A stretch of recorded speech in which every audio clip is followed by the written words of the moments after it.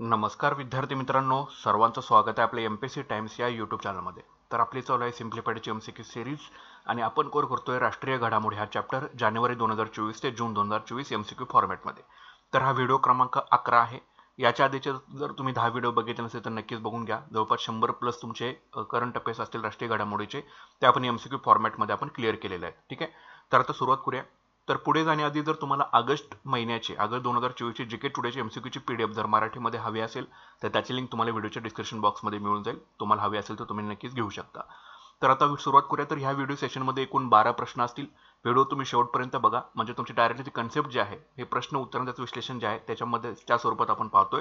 त्याच्यामुळे व्हिडिओ शेवटपर्यंत तुम्ही बघत चला, तुमची डायरेक्टली उजळणी जी असेल ती होऊन जाणार आहे। ठीक आहे, जास्तीत जास्त व्हिडिओला लाईक करा आणि सबस्क्राईब करायला चॅनल विसरू नका। तर आता सुरुवात करूया। तर पहिला प्रश्न असा आहे, भारतातील पहिला स्टील स्लॅग रोड कोणत्या राष्ट्रीय महामार्गावर उभारण्यात आला? तर याचे योग्य उत्तर आहे पर्याय क्रमांक 2, NH66। NH66 या महामार्गावर भारतातील पहिला स्टील स्लॅग रोड जो आहे हा उभारण्यात आलेला आहे। स्पष्टीकरण बघूया। भारतात पहिल्यांदाच राष्ट्रीय महामार्गावर स्टील स्लॅगचा वापर करून रस्ता बांधण्यात आला आहे। हा भाग NH66 मुंबई गोवा महामार्गावर स्थित आहे, लक्षात ठेवा। या प्रकल्पाचे विकास केंद्रीय पोलाद मंत्रालयाचे सहकार्याने CSIR केंद्रीय रस्ता संशोधन संस्थेने केलेला आहे। या प्रकल्पाचा जो विकास आहे हा केंद्रीय पोलाद मंत्रालयाच्या सहकार्याने CSIR केंद्रीय रस्ता संशोधन संस्थेने CRRI यांनी केलेला आहे। या नव्या प्रकारच्या रस्त्याचे उद्घाटन करण्यात आलेले असून हा प्रकल्प रस्त्याच्या टिकाऊपणासह पर्यावरणासाठी देखील लाभदायक ठरेल असा विश्वास आहे। ठीक आहे, तर हा स्टील स्लॅगचा वापर करून पहिल्यांदाच राष्ट्रीय महामार्गावरती रस्ता बांधण्यात आलेला आहे।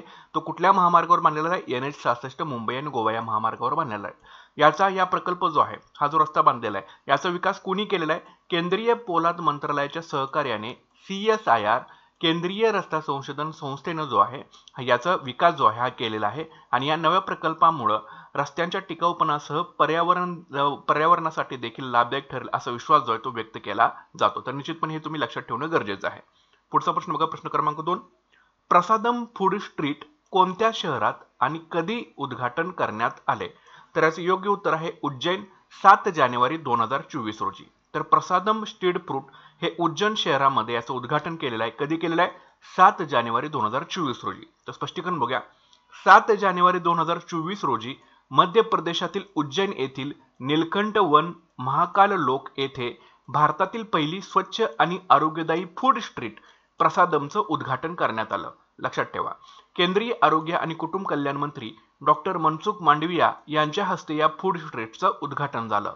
प्रसादम फूड स्ट्रीट स्वच्छतेवर आणि आरोग्यदायी खाद्यपदार्थावर विशेष लक्ष केंद्रित करून तयार करण्यात आलेले आहे, ज्यामुळे स्थानिक आणि पर्यटकांसाठी एक आदर्श खाद्यपदार्थाचा अनुभव मिळेल। ठीक आहे, तर हे प्रसादम फूड स्ट्रीट कुठे उभारण्यात आलेलं आहे? मध्य प्रदेश राज्यामध्ये। कुठं? उज्जैन या ठिकाणी। येथील नीलकंठ वन आणि महाकाल लोक या ठिकाणी भारतातील पहिली स्वच्छ आणि आरोग्यदायी फूड स्ट्रीट प्रसादमचं उद्घाटन केलं। कधी केलेलं आहे?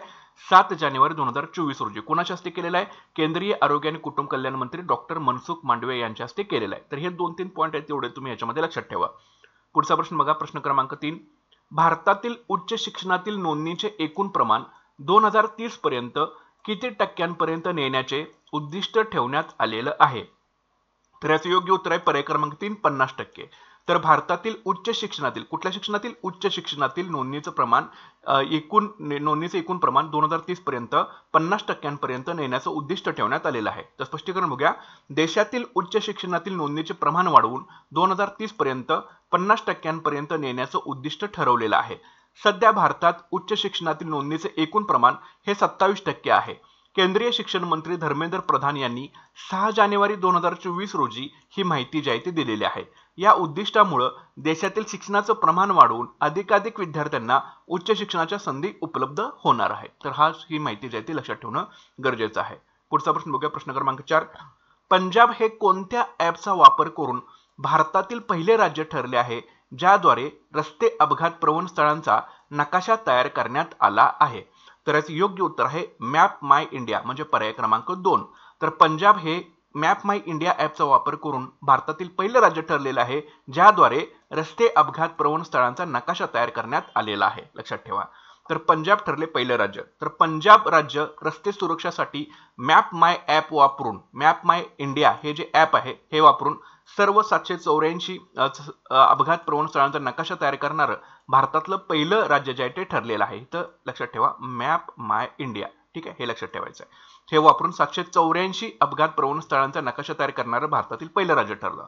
मॅपल्स ॲप ही मॅप माय इंडियाने विकसित केलेली एक नेव्हिगेशन प्रणाली आहे जी रस्ते सुरक्षा सुनिश्चित करण्यासाठी वापरली जाते. मॅपल्स ॲप हे सुद्धा लक्षात ठेवा. मॅपल्स ॲप जे आहे मॅप माय इंडिया म्हणजे तुम्हाला सांगितलं की लक्षात ठेवायला मॅपल्स हे ॲप जे आहे हे मॅप माय इंडियानंच विकसित केलेलं आहे. एक नेव्हिगेशन प्रणाली आहे मॅपल्स ॲप नावाची जी रस्ते सुरक्षा सुनिश्चित करण्यासाठी वापरली जाते. तर हे सुद्धा तुम्ही लक्षात ठेवा. हा उपक्रम मुख्यमंत्री भगवत सिंह मान यांच्या सडक सुरक्षा फोर्स प्रकल्पाचा भाग आहे ज्याचा उद्देश रस्ते अपघातांचे प्रमाण कमी करणे आहे. या ॲपच्या माध्यमातून 784 अपघात प्रवण स्थळांचे विश्लेषण करून त्यांचा नकाशा तयार करण्यात आलेला आहे ज्यामुळे रस्ते सुरक्षेत वाढ होणार आहे. ठीक आहे, तर पंजाब राज्य जे आहे ते रस्ते सुरक्षेसाठी मॅपल्स ॲप म्हणजे जे की मॅप माय इंडियाने विकसित केलेली एक नॅव्हिगेशन प्रणाली आहे तर ते वापरून 784 अपघात प्रवण स्थळांचा नकाशा तयार करणारं भारतातलं पहिलं राज्य ठरलेलं आहे. पंजाबचे मुख्यमंत्री कोण आहेत? भगवंत सिंह मान. आणि हा जो प्रकल्प आहे लक्षात ठेवा हे जे नॅव्हिगेशन प्रणाली त्यांनी विकसित केली 784 अपघात प्रवण स्थळांचा त्यांनी नकाशा तयार केला.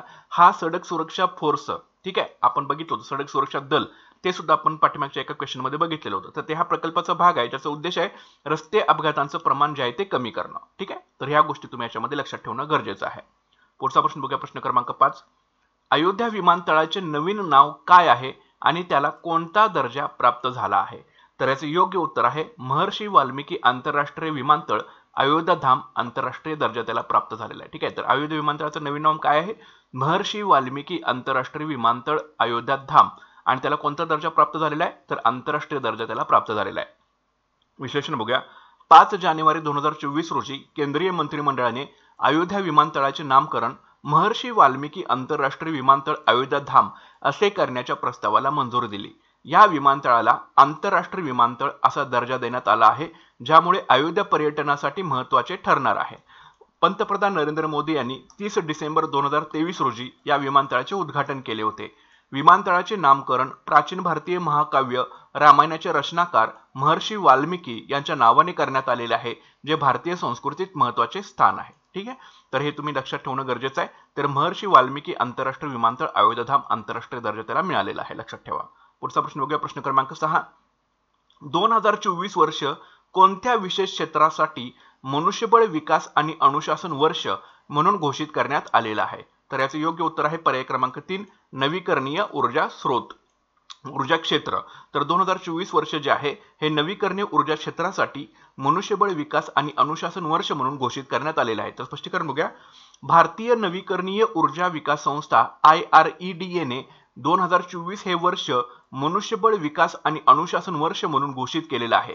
या वर्षाचे उद्दिष्ट नवीन धोरणात्मक क्षेत्रे आणि भौगोलिक क्षेत्रांमध्ये IREDA भविष्यातील मार्गदर्शक आराखड्याची स्थापना करणे आहे. या उपक्रमाचा उद्देश संस्थेच्या मनुष्यबळाचा विकास करणे आणि त्यात अनुशासन बाळगून त्याची कार्यक्षमता सुधारणे आहे.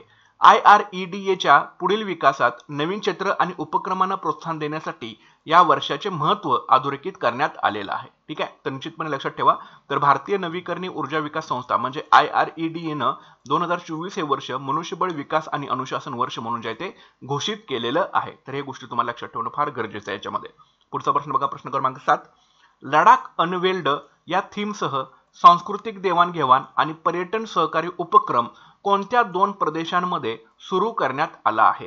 तर याचे योग्य उत्तर आहे पर्याय क्रमांक 4 लडाख आणि व्हिएतनाम मधील लॅमडोंग प्रांत. तर बघा लडाख अनवेल्ड या थीमसह सांस्कृतिक देवाणघेवाण आणि पर्यटन सहकारी उपक्रम लडाख आणि व्हिएतनाम मधील लॅमडोंग प्रांत या 2 प्रदेशांमध्ये सुरू करण्यात आलेला आहे. स्पष्टीकरण बघूया. व्हिएतनामच्या लॅमडोंग प्रांत आणि लडाखच्या लेह प्रदेशाने लडाख अनवेल्ड या थीमसह सांस्कृतिक देवाणघेवाण आणि पर्यटन सहकार्याचा उपक्रम सुरू केला आहे. हा उपक्रम व्हिएतनामच्या डा लात येथे सुरू करण्यात आलेला आहे. या उपक्रमाचा उद्देश दोन्ही प्रदेशातील सांस्कृतिक व पर्यटन क्षेत्रातील सहकार्य वाढवणे आहे. हा उपक्रम पर्यटन क्षेत्रात नव्या शक्यता निर्माण करेल आणि दोन्ही देशांच्या सांस्कृतिक परंपरा आणि पर्यटनाचा प्रचार करेल. तर निश्चितपणे हा सुद्धा प्रश्न तुम्ही लक्षामध्ये ठेवून घ्या. पुढचा प्रश्न आहे प्रश्न क्रमांक 8. PLI योजनेसाठी पात्र ठरणारी पहिली भारतीय ई स्कूटर कंपनी कोणती? तर याचं योग्य उत्तर आहे पर्याय क्रमांक 3 ओला इलेक्ट्रिक. तर PLI योजनेसाठी पात्र ठरणारी पहिली भारतीय ई स्कूटर कंपनीचं नाव आहे ओला इलेक्ट्रिक. स्पष्टीकरण बघूया. उत्पादनाशी संबंधित प्रोत्साहन म्हणजे प्रोडक्शन लिंक्ड इन्सेंटिव्ह, त्याला PLI असं म्हटलं जातं. या योजनेअंतर्गत इलेक्ट्रिक वाहने आणि प्रगत ऑटोमोटिव्ह तंत्रज्ञानाच्या उत्पादनाला चालना देण्यासाठी सरकारने ही PLI योजना जी आहे ही 2021 मध्ये मंजूर केलेली आहे. तर हे लक्षात ठेवा, साल 2021 मध्ये PLI योजना मंजूर केली. कशासाठी केलेली आहे? तर इलेक्ट्रिक वाहने आणि प्रगत ऑटोमोटिव्ह तंत्रज्ञानाच्या उत्पादनाला चालना देण्यासाठी. तर ओला इलेक्ट्रिक ही PLI योजनेसाठी पात्र ठरणारी पहिली भारतीय ई स्कूटर कंपनी आहे. या योजनेचे उद्दिष्ट देशांतर्गत उत्पादनाला चालना देणे, विशेषतः इलेक्ट्रिक वाहने आणि त्यांच्या घटकांच्या निर्मितीमध्ये. 5 वर्षाच्या कालावधीत 25,398 कोटी रुपयांचा खर्च अपेक्षित आहे, ज्यामुळे भारतातील ऑटोमोटिव्ह क्षेत्रात मोठे आर्थिक योगदान होईल. तर लक्षामध्ये ठेवा हा प्रश्न. पुढचा प्रश्न बघा, प्रश्न क्रमांक 9. 1 जानेवारी 2024 रोजी गुजरातमध्ये एकाच वेळी किती ठिकाणी सूर्यनमस्कार घातले गेले? तर याचे योग्य उत्तर आहे पर्याय क्रमांक 3 108 ठिकाणी. तर 1 जानेवारी 2024 रोजी गुजरातमध्ये एकाच वेळी 108 ठिकाणी सूर्यनमस्कार घातले गेले. तर प्रश्न या स्पष्टीकरण बघूया. तर 1 जानेवारी 2024 रोजी गुजरातमध्ये 108 ठिकाणी एकाच वेळी सुमारे 50,000 पेक्षा जास्त नागरिकांनी सूर्यनमस्कार घालून विक्रम प्रस्थापित केला. या उपक्रमाची नोंद गिनीज बुक ऑफ वर्ल्ड रेकॉर्डमध्ये करण्यात आली. मेहसाणा जिल्ह्यातील मोढेरा सूर्य मंदिरात मुख्यमंत्री भूपेंद्र पटेल यांच्या उपस्थितीत मुख्य कार्यक्रमाचे आयोजन झाले होते. लक्षात ठेवा, मेहसाणा जिल्ह्यातील मोढेरा सूर्य मंदिरात मुख्यमंत्री भूपेंद्र पटेल यांच्या उपस्थितीत मुख्य कार्यक्रमाचं आयोजन झालं होतं. या उपक्रमाचा उद्देश आरोग्यदायी जीवनशैलीला प्रोत्साहन देणे आणि योगाचे महत्त्व लोकांपर्यंत पोहोचवणे अशा स्वरूपाचा आहे. तर निश्चितपणे हा सुद्धा प्रश्न तुम्ही लक्षात ठेवणं गरजेचं आहे. पुढचा प्रश्न बघूया, प्रश्न क्रमांक 10. सेला बोगदा इंग्लंडमधील इंटरनॅशनल बुक ऑफ ऑनरद्वारे अधिकृतपणे देशातील सर्वात उंच बोगदा म्हणून जाहीर करण्यात आला आहे. खालीलपैकी कोणते विधान बरोबर आहे? तर याचं योग्य उत्तर आहे सेला बोगदा जो आहे हा जगातील सर्वात लांब दुहेरी लेनचा बोगदा आहे. म्हणजे याचं योग्य उत्तर आहे पर्याय क्रमांक 3. ठीक आहे, तर लक्षात ठेवा. तर स्पष्टीकरण बघूया म्हणजे तुम्हाला अजून क्लिअर होईल. तर सेला बोगदा हा अरुणाचल प्रदेशातील पश्चिम कामेंग जिल्ह्यात आहे, तो पूर्व कामेंग मध्ये नाही. तर सेला बोगदा जो आहे हा अरुणाचल प्रदेशातील कुठल्या जिल्ह्यात आहे? पश्चिम कामेंग जिल्ह्यामध्ये आहे. सेला बोगदा हा 13,000 फूट उंचीवरती आहे, म्हणजे 4,170 मीटर उंचीवरती हा सेला बोगदा आहे, 10,000 फुटावरती नाहीये. म्हणजे जे आपण विधान दिली होती ती आपण इथं फक्त क्रॉस चेक करतो. ओके, तर सेला बोगदा 13,000 फूट उंचीवरती आहे, 4,170 मीटरवरती. सेला बोगदा 9 मार्च 2024 रोजी नरेंद्र मोदी यांच्या हस्ते उद्घाटन करण्यात आलेलं होतं. 1 मार्च नाही, म्हणजे कधी उद्घाटन झालेलं आहे? 9 मार्च 2024 रोजी. सेला बोगदा हा जगातील सर्वात लांब दुहेरी लेनचा बोगदा आहे, ज्याची लांबी 2.598 किलोमीटर आहे. हा बोगदा 825 कोटी रुपये खर्चून बांधला गेला आहे आणि अरुणाचल प्रदेशातील तेजपूर तवांग मार्गावरती आहे. सेला बोगदा हा अरुणाचल प्रदेशातील तेजपूर तवांग मार्गावरती आहे. सेला बोगदा सीमा रस्ता संघटना म्हणजे बॉर्डर रोड ऑर्गनायझेशनने प्रकल्प वर्तक अंतर्गत जो आहे तो बांधलेला आहे. तर निश्चितपणे हे सुद्धा लक्षात ठेवा. तर सेला बोगदा कुठे आहे? अरुणाचल प्रदेशातील पश्चिम कामेंग जिल्ह्यात. किती फूट उंचीवर आहे? 13,000 फूट उंचीवरती आहे. किती मीटर आहे? 4,170 मीटर म्हणजे 13,000 फूट. ठीक आहे. तर 9 मार्च 2024 रोजी पंतप्रधान नरेंद्र मोदी यांनी याचं उद्घाटन केलं होतं. जगातील सर्वात लांब दुहेरी लेनचा हा बोगदा आहे, त्याची लांबी 2.598 किलोमीटर आहे. 825 कोटी रुपये यासाठी खर्च आलेला आहे. हा सेला बोगदा अरुणाचल प्रदेशातील तेजपूर तवांग मार्गावरती आहे आणि सेला बोगदा सीमा रस्ता संघटना बॉर्डर रोड ऑर्गनायझेशन प्रकल्प वर्तनांतर्गत जे आहे बांधलेला आहे. ठीक आहे. पुढचा प्रश्न बघा, प्रश्न क्रमांक 11. जम्मू पूंछ राष्ट्रीय महामार्गावरील सुंगल बोगदा कोणत्या 2 ठिकाणांना जोडतो? तर याचे योग्य उत्तर आहे पर्याय क्रमांक 1 अखनूर आणि पूंछ. तर जम्मू पूंछ राष्ट्रीय महामार्गावरील हा जो सुंगल बोगदा आहे हा अखनूर आणि पूंछ या 2 ठिकाणांना जोडतो. स्पष्टीकरण बघूया. तर बॉर्डर रोड ऑर्गनायझेशनने 14 मे 2024 रोजी जम्मू पूंछ राष्ट्रीय महामार्गावरील 2.79 किलोमीटर लांबीच्या सुंगल बोगद्याचे खोदकाम पूर्ण केले. हा बोगदा अखनूर आणि पूंछ यांना जोडतो. राष्ट्रीय महामार्ग 122A जो गोल्डन आर्क रोड म्हणून ओळखला जातो, यावर काही इतर निर्माणाधीन सुद्धा बोगदे आहेत. ते कुठले कुठले आहेत? नौशेरा बोगदा 700 मीटर, सुंगल बोगदा 2.79 किलोमीटर, कांडी बोगदा 260 मीटर, भिंबर गली बोगदा 1.1 किलोमीटर. हे जे आहेत, आता सुंगल बोगदा तर चालेलच आहे, खोदकाम याचं पूर्ण झालेलं आहे. 700 मीटर लांबीचा नौशेरा बोगदा निर्माणाधीन अवस्थेमध्ये आहे. कांडी बोगदा 260 मीटरचा निर्माणाधीन अवस्थेमध्ये आहे आणि भिंबर गली बोगदा हा 1.1 किलोमीटरचा हा सुद्धा निर्माणाधीन अवस्था आहे. हा कुठे आहे? राष्ट्रीय महामार्ग 122A ज्याला गोल्डन आर्क रोड म्हणून ओळखलं जातं, त्यावर काही इतर निर्माणाधीन बोगदे त्यांची नावं आपल्याला सांगितलेली आहे. तर हे सुद्धा तुम्हाला लक्षात ठेवणं गरजेचं आहे. पुढचा प्रश्न बघूया, प्रश्न क्रमांक 12. IRDAI ची स्थापना कोणत्या वर्षी स्वायत्त संस्था म्हणून करण्यात आली होती? तर याचे योग्य उत्तर आहे पर्याय क्रमांक 2 1999. तर IRDAI ची स्थापना 1999 या वर्षी स्वायत्त संस्था म्हणून करण्यात आली होती. स्पष्टीकरण बघूया. IRDAI ची स्थापना 1999 मध्ये स्वायत्त संस्था म्हणून झाली आणि 19 एप्रिल 2000 रोजी ती वैधानिक संस्था म्हणून अस्तित्वात आली. IRDAI ला विमा कायदा 1938 च्या कलम 114A अंतर्गत नियमावली तयार करण्याचा अधिकार जो आहे तो आहे. ठीक आहे. IRDAI ला विमा कायदा 1938 च्या कलम 114A अंतर्गत नियमावली तयार करण्याचा अधिकार आहे. IRDAI हे जे प्राधिकरणाचे मुख्य उद्दिष्ट आहे पॉलिसी धारकांच्या हिताचे संरक्षण करणे आणि विमा उद्योगांचे नियमन करणे. विमा उद्योगाचे नियमन आणि विकास करण्यासाठी मल्होत्रा समितीच्या शिफारशीनंतर IRDAI ची स्थापना 1999 मध्ये स्वायत्त संस्था म्हणून करण्यात आली. IRDAI वित्त मंत्रालयाच्या अखत्यारीत आहे. ठीक आहे. तर हे तुम्ही गोष्टी लक्षात ठेवणं गरजेचं आहे IRDAI च्या संबंधामध्ये. म्हणजे विमाचं जे याचं उद्दिष्ट काय मेन लक्षात ठेवा. विमा उद्योगाचं नियमन करणं आणि पॉलिसी धारकांच्या हिताचे संरक्षण करणं. विमा पॉलिसी धारक जे आहेत त्या व्यक्तींच्या हिताचं संरक्षण करणं याच्या स्वरूपात. आणि मल्होत्रा समितीच्या शिफारशीनंतर ही विमा उद्योगाचं नियमन आणि विकास करण्यासाठी जी काही मल्होत्रा समिती स्थापन केली होती त्यांनी ज्या काही शिफारशी केल्या होत्या त्याच्यानंतर ह्या IRDAI ची स्थापना 1999 मध्ये स्वायत्त संस्था म्हणून जी आहे ती करण्यात आलेली होती. आणि IRDAI संस्था जी आहे ती वित्त मंत्रालयाच्या अखत्यारीमध्ये आहे. ओके. हिला IRDAI ला जो वैधानिक दर्जा मिळाला हा कधी मिळालाय 19 एप्रिल 2000 रोजी मिळालेला आहे. IRDAI ला विमा कायदा 1938 च्या कलम 114A अंतर्गत नियमावली तयार करण्याचा अधिकार जो आहे तो देण्यात आलेला आहे. तर लक्षामध्ये ठेवा तुम्ही. ठीक आहे. तर अशा प्रकारच्या ही insurance regulatory development authority of India म्हणजे IRDAI. ओके. म्हणजे विमाशी संबंधित ही संस्था आहे. तर ह्या गोष्टी तुम्हाला याच्यामध्ये लक्षात ठेवणं जे आहे ते फार गरजेचं आहे. हे दोन तीन वेळा याच्यासाठी सांगतोय कारण हे इकॉनॉमिक्स रिलेटेड टर्म आहे, करंट अफेअर्स झालेलं, त्याच्यामुळे या गोष्टी तुम्हाला माहित असणं फार गरजेचे आहेत. ओके. तर अशा प्रकारचे एकूण 12 प्रश्न आहेत. तर व्हिडिओला तुम्ही जास्तीत जास्त लाईक करत चला. जर चॅनलवरती नवीन असेल चॅनल आपलं सबस्क्राईब करून घ्या. आधीचे झालेले सगळे व्हिडिओ बघत चला आणि शेअर करायला विसरू नका. ज्यांना कोणाला GK PDF मराठीमध्ये हवे असतील संपूर्ण 1.5 वर्षाच्या त्याची लिंक तुम्हाला व्हिडिओच्या डिस्क्रिप्शन बॉक्समध्ये दिलेली आहे. जाऊन तुम्ही चेकआउट करू शकता किंवा हे राष्ट्रीय घडामोडीचे सुद्धा PDF तुम्हाला 6 महिन्याचे अवेलेबल करून दिलेले आहे. ते सुद्धा तुम्ही इथून घेऊ शकता किंवा मग झालेले सगळे व्हिडिओज तुम्ही बघू शकता. ओके. तर भेटूया आता पुढच्या व्हिडिओ सेशनमध्ये. Thanks for watching guys and all the best.